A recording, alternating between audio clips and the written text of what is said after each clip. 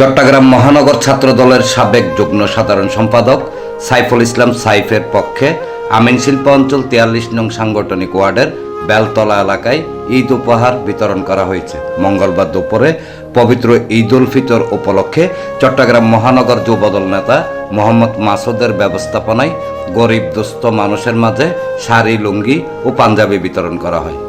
উপলক্ষে আমাদের চট্টগ্রাম মহানগর ছাত্র নেতা সাইফুল ইসলাম সাইদ ভাইয়ের পক্ষ থেকে শাড়ি, পাঞ্জাবি, লুঙ্গি সহ আমরা ঈদ বস্ত্র বিতরণ করলাম। প্রতি বছরে এই কার্যক্রম চলমান থাকে। তাই সাইফুল ভাই একটা মিথ্যা মামলা বানোয়াট ষড়যন্ত্রের শিকার হয়েছে।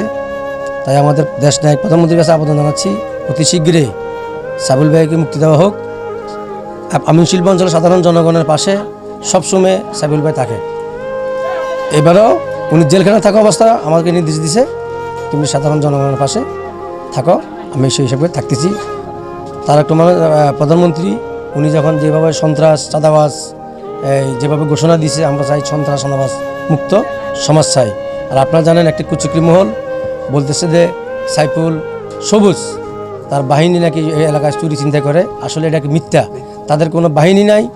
যারা এই চুরি ছিনতাই করে তাদের বিরুদ্ধে সাইফুল ভাইয়ের নির্দেশ আছে, সবুজ ভাইয়ের নির্দেশ আছে। যারাই চুরি আকাম করবে তাদেরকে আইনের হাতে তুলে দেওয়া হবে। 22 থানা ওসি সাহেব উনি অত্যন্ত ভালো মানুষ। উনি আসার পরে এই থানা অনেক নিয়ন্ত্রণে চলে আসছে। উনি চুরি চিন্তায় বিরুদ্ধে, মাদকের বিরুদ্ধে জিরো টলার। তাই ওসি সাহেবকে বারবার তো 22 থানা ওসি সাহেবকে ধন্যবাদ জানাচ্ছি। এই উপলক্ষে নগর যুবদল নেতা মোহাম্মদ মাসুদের সভাপতিত্বে আয়োজিত সংক্ষিপ্ত আলোচনা সভায় প্রধান অতিথি ছিলেন আমিন শিল্প অঞ্চল ৪৩ নং সাংগঠনিক ওয়ার্ড বিএনপির সদস্য মোহাম্মদ মমিন। এছাড়া বিএনপি নেতা মোহাম্মদ নবী, ওয়ার্ড যুবদল নেতা মোহাম্মদ মাসুদ রানা, মোহাম্মদ মামুন, জসিমউদ্দিন, মোহাম্মদ খোকন, জাকির হোসেন, ওয়ার্ড স্বেচ্ছাসেবক দলের সদস্য মোহাম্মদ মফিজ, মোহাম্মদ জামাল, নাসিরাবাদ আঞ্চলিক শ্রমিক দলের সহসভাপতি মোহাম্মদ শফিক সহ আরও অনেকে উপস্থিত ছিলেন।